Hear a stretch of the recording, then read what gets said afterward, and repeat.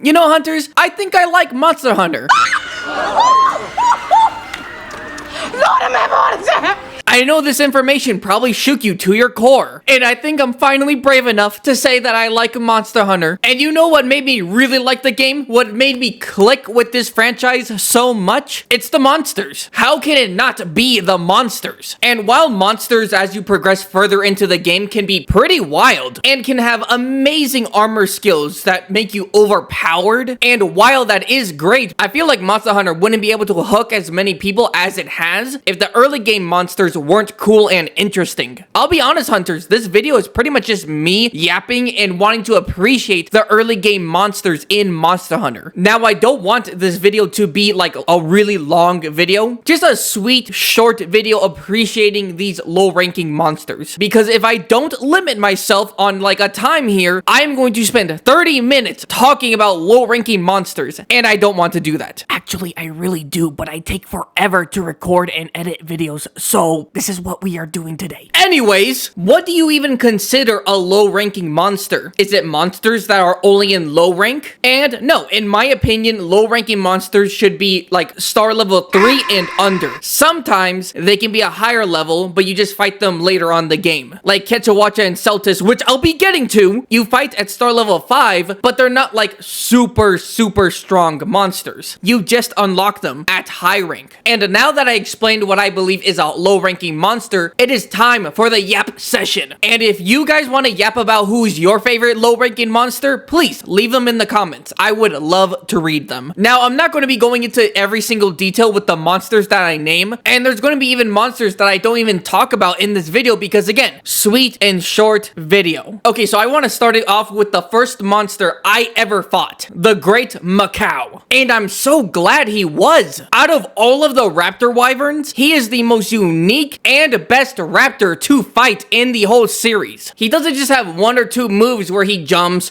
or he nips at you. No, he punches you, he charges at you, he uses his tail as support so he can kick you. He noticeably has way more unique moves than other raptor wyverns. And that makes him such a great first fight because it actually feels like a fight. With other raptors, they really just have like 2, maybe 3 moves if they have like an element or a status effect. But it doesn't feel like I'm hunting a monster. It feels like I'm just fighting a HP bar. Like I can see a physical HP bar instead of a monster. I do not get that feeling with the Great Macaw. And I'm so grateful that he's the first monster I ever fought. Because yeah, when I first picked up like the DS and I was fighting him, I was figuring out what kind of weapon I wanted to use. And because he freaking punches me, because he kicks me, I was like, okay, I do not want to be near this guy. So guess what weapon I chose? It's me, your favorite gunner. It's me, your favorite gunner. It's me, your favorite gunner. A bow gun. And ever since then, because of the Great Macaw, I love being a bow gunner. But the Great Macaw isn't the only good raptor wyvern. I personally really like the Great Izuchi. Do I think he's as good as the Great Macaw? No. But is he pretty good? Hell yeah. His design stands out way more than the older raptor wyverns. And he actually has personality. If you go into an expedition, you can actually see him caring for his smaller Izuchis. And even in his cutscene, we can see that he's actually clever and he uses his tail to trap other monsters. And he does something that I don't even think the other raptor wyverns, even the Great Macaw, does. He calls for his little Izuchis and they do a coordinated attack. And that's how raptor wyverns should really be like. Like they're communicating with each other to take down the hunter. Yo, don't ever sleep on my boy Great Izuchi. He deserves so much more love. We talked about Generations, we talked about Rise, now we have to talk about World. And that game's first monster. One of the greatest memes in Monster Hunter. The Great Jagras.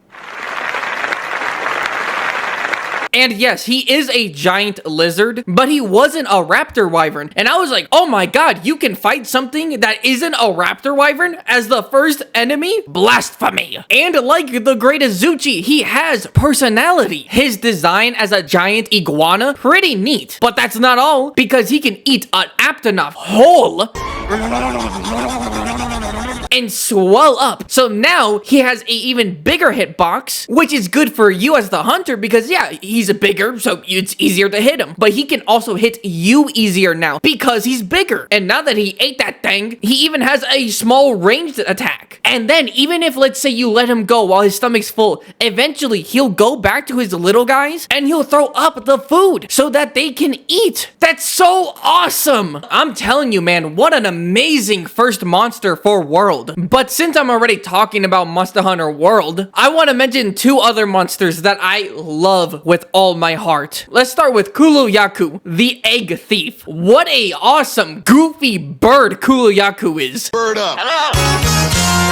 When you first see him, he looks like this dodo bird. Like he's harmless. He runs away from the hunters. And then you actually fight him and you realize, oh, wait a minute. I actually have to try with this guy because he picks up rocks from the ground. Okay, now he can use the rock to hit you. I guess that makes sense. What the hell do you mean he can block with the rock? My attacks can deflect? Well, at least since I'm a gunner, he can't get that close to me and he can fucking throw the rock. He can throw the rock. Of course he can throw the rock. Well, at least he only has the rock. Nope. He has another rock that explodes. What do you mean? Dog, this is like my second monster I'm fighting in this game. What are you doing? Despite everything I just said right now, he's amazing. He's awesome. I love he can do all those things. A monster using tools should be something more common. Not super common, so it feels, you know, bland. But, you know, I would like to see it a little bit more. But now we are going to go from someone who's goofy to someone who's actually serious. Tobi-Kadachi. And when I say serious, I mean, yeah, serious. A lot of the beginning monsters that you fight at the start of the game are kind of slow, which kind of makes sense, right? Because you're at the beginning of the game, you don't want something like Odogron fucking flash stepping every few seconds. But oh, wait a minute, that's exactly what Tobi is. He's pretty fast for being like one of the first monsters you fight. Also, his design, I don't even know what he really is. He's a combination of a bunch of things. He's like a dog, he's like a snake, he's like a squirrel. Mash all that together and then add the fact that every time he rubs against something, he collects static shock, which he turns into the thunder element. You got a pretty cool looking monster. Another thing that I love about Tobi is that he has no fear in him. He is constantly going against stronger monsters than himself. He stands 10 toes down. That's why he's the GOAT!